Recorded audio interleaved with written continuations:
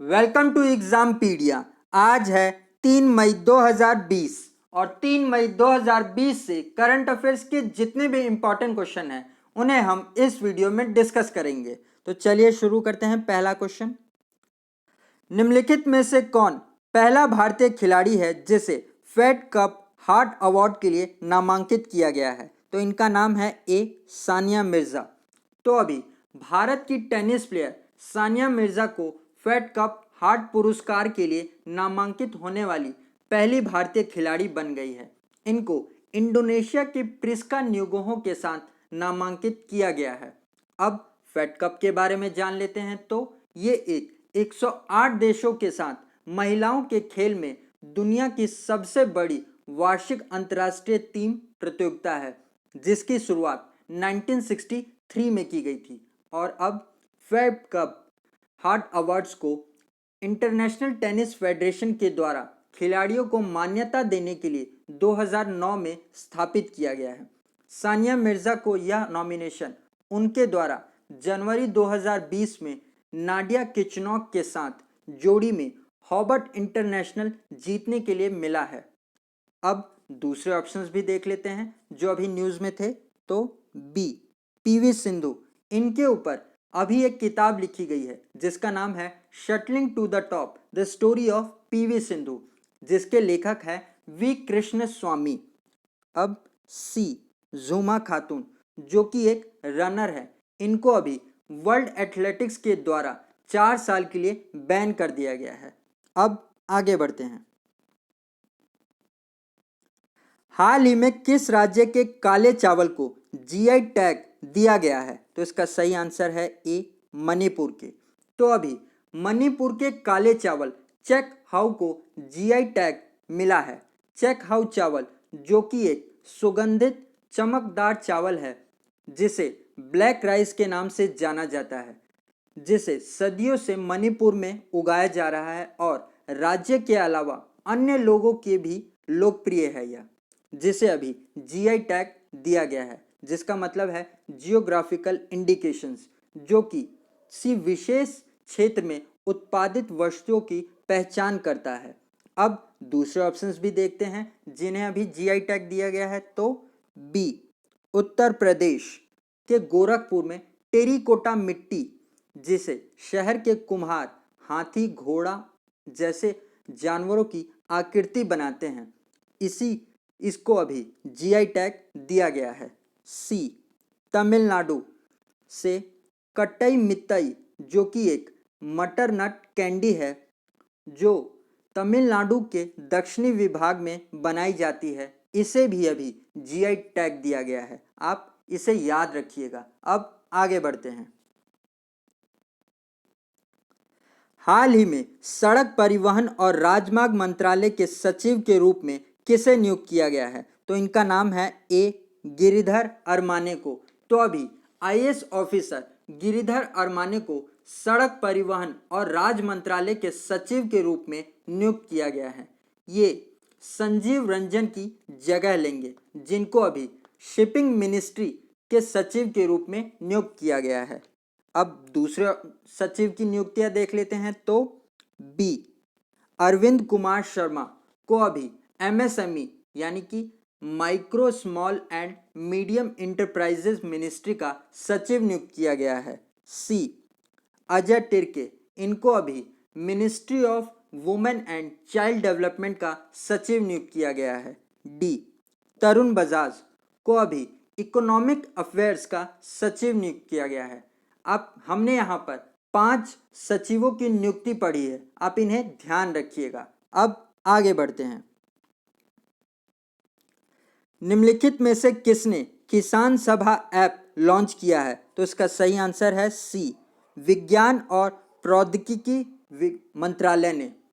तो अभी विज्ञान और प्रौद्योगिकी मंत्रालय यानी कि council of scientific industrial research ने किसान सभा ऐप लॉन्च की है, जिससे किसानों को आपूर्ति श्रृंखला और माल परिवहन प्रमंडल प्रणाली से जोड़ा जाएगा। इस ऐप का उद्देश्य किसानों को सबसे किफ़ायती और समय पर लॉजिस्टिक सपोर्ट और बिचौलियों के हस्तक्षेप को कम करने और किसानों के लाभ को बढ़ावा देने में किया जाएगा। अब council of scientific and industrial research के बारे में जान लेते हैं। तो इसकी स्थापना 1942 में हुई थी। इसका हेड है शेखर सी मुंडे। अब आगे बढ़ते हैं। और गाइस, अगर ये वीडियो आपको अच्छा लग रहा है और आपके आने वाले एग्जाम के लिए हेल्पफुल है तो इसे लाइक और अपने फ्रेंड्स के साथ शेयर ज़रूर करिएगा। और अगर आप इस चैनल पर पहली बार आए हैं तो सब्सक्राइब ज़रूर करिएगा। अब क्वेश्चंस देखते हैं। तो हाल ही में यूके के प्रतिष्ठित शाही समाज के साथी के रूप में किसे चुना गया है? तो इनका नाम है सी राल्फ स्पैथ को। तो अभी टाटा मोटर्स के स्वामित्व वाली जैगवार लैंड रोवर के सीईओ राल्फ स्पैथ को यूके में प्रतिष्ठित रॉयल सोसाइटी का सदस्य चुना गया है। यह सम्मान राल्फ स्पैथ को यूके के अनुसंधान और विकास की वकालत की वजह से दिया गया है। अब इनको रॉयल सोसाइटी द्वारा वैज्ञानिक समझ में इनके उत्कृष्ट योगदान के लिए चुने गए प्रमुख वैज्ञानिकों के साथियों में शामिल किया गया है। आपको बता दें कि British company Jaguar land rover को जनवरी 2008 में टाटा मोटर्स ने खरीद लिया था। अब आगे बढ़ते हैं। हाल ही में रेल मंत्रालय द्वारा प्रवासी श्रमिकों को स्थानांतरित करने के लिए कौन सी ट्रेन चलाई गई है?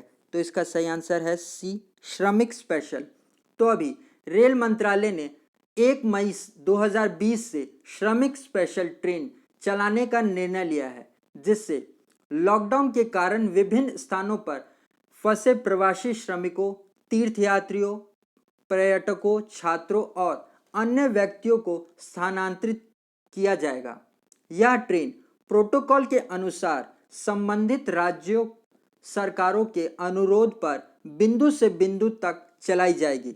आपको बता दें कि अभी कर्नाटक सरकार ने राज्य छोड़ने या लौटने के इच्छुक श्रमिकों के लिए ऑनलाइन आवेदन प्रणाली भी शुरू की है। आप इसे भी याद रखिएगा। अब आगे बढ़ते हैं। विश्व टूना दिवस हर साल कब मनाया जाता है? तो इसका सही आंसर है बी 2 मई को। तो हम विश्व टूना दिवस हर साल 2 मई को मनाते हैं।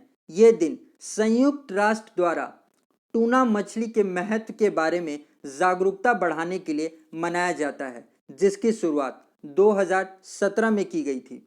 आपको बता दें कि दुनिया भर में 80 से अधिक देशों में टूना मछली पालन होता है और ये देश खाद्य सुरक्षा और पोषण दोनों के लिए टूना मछली पर ही निर्भर हैं। अब आगे बढ़ते हैं। निम्नलिखित में से किस संस्थान के वैज्ञानिकों ने एक सामान्यीकृत आयामी ड्रिव सिमुलेशन कोड विकसित किया है? तो इसका सही आंसर है बी भारतीय भूविज्ञान संस्थान ने। तो अभी भारतीय भूविज्ञान संस्थान के वैज्ञानिकों ने एक सामान्यीकृत आयामी द्रव सिमुलेशन कोड यानी कि generalised one dimensional fluid simulation code विकसित किया है, जिसकी मदद से निकट पृथ्वी प्लाज्मा पर्यावरण और पृथ्वी के मैग्नेटोस्फीयर में एक व्यापक स्पेक्ट्रम का अध्ययन करने में सक्षम है, जो विश्व के अंतरिक्ष अभियानों की योजना में उपयोगी साबित होगा। अब भारतीय भूविज्ञान संस्थान के बारे में जान लेते हैं। तो इसकी स्थापना 1971 में की गई थी। इसका हेडक्वार्टर मुंबई में है। इसके डायरेक्टर हैं प्रोफेसर DS रमेश। अब आगे बढ़ते हैं। हाल ही में किसने 30 सेकंड के भीतर कोविड-19 वायरस को मारने के लिए एक माइक्रोवेव स्टेरिलाइजर आयुध विकसित किया है? तो इसका सही आंसर है D defence institute of advance technology Pune ने। तो अभी डिफेंस मिनिस्ट्री के द्वारा अतुल्य नामक एक माइक्रोवेव स्टेरिलाइजर विकसित किया गया है, जो कोविड-19 वायरस को 56 डिग्री से 60 डिग्री सेल्सियस के तापमान में 30 सेकंड के भीतर मार सकता है, जो एक कम लागत प्रभावी समाधान है और जिसे पोर्टेबल और फिक्स्ड इंस्टॉलेशन से संचालित किया जा सकता है। अब आगे बढ़ते हैं।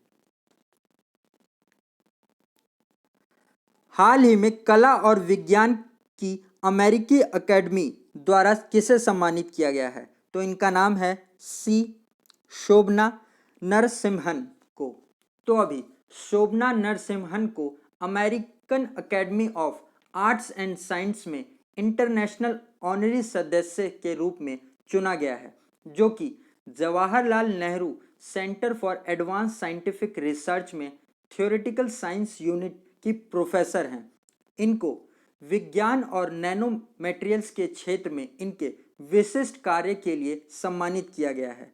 यह ऑनरी सदस्य उन लोगों को दिया जाता है जिन्होंने विज्ञान, कला, मानविकीय और सार्वजनिक जीवन में खुद को प्रतिष्ठित किया है। इससे पहले ये ऑनरी सदस्य नेल्सन मंडेला, एल्बर्ट आइंस्टाइन और चार्ल्स डार्विन को मिल चुका है। अब आगे बढ़ते हैं। रोनाल्ड विवियन स्मिथ, जो कि एक प्रख्यात लेखक थे, इनके द्वारा कुछ प्रसिद्ध किताबें हैं, जैसे कि the Delhi that no one knows, Jasmine nights and Taj और अन्य। इन्होंने अपना आखिरी कॉलम 25 अप्रैल 2020 को द हिंदू में लिखा था, the Eurasian women took to ghazals and traditional dances. इनका अभी 81 वर्ष की आयु में आयु संबंधित बीमारियों के कारण निधन हो गया। डेनिस थोर्नबर्ग गोल्डबर्ग, जो कि एक साउथ अफ्रीकन रंग भेद विरोधी कार्यकर्ता थे, जिनका दक्षिण अफ्रीका मुक्त संघर्ष का दिग्गज माना जाता है। वे रिवोल्यूनिया ट्रायल में नेल्सन मंडेला और वॉल्टर सिसु के साथ में दोषी पाए गए थे, जिनको order of Luthuli by the South African presidency award से सम्मानित किया गया था। इनका अभी 87 वर्ष की आयु में कैंसर से निधन हो गया। और गाइस, अगर अभी तक आपने इस चैनल को सब्सक्राइब नहीं किया है तो वीडियो की नोटिफिकेशन के लिए ज़रूर सब्सक्राइब कर ले। आज के लिए इतना ही। Thank you.